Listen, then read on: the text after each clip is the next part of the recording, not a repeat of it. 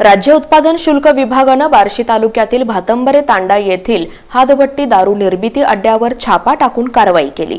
राज्य उत्पादन शुल्क विभागाकडून बार्शी तालुक्यातील भातंबरे तांडा इथं अचानकपणे छापा टाकून हातभट्टी दारू निर्मिती केंद्र उद्ध्वस्त करण्यात आलं। या कारवाईत 100 लिटर हातभट्टी दारू आणि 11,500 लिटर गूळ मिश्रित रसायन जागेवरच नष्ट करण्यात आलं।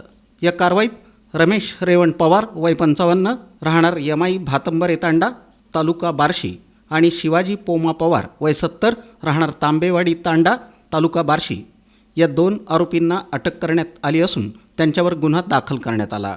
या कारवाईत 4,52,100 रुपये किमतीचा मुद्देमाल जप्त करण्यात आला।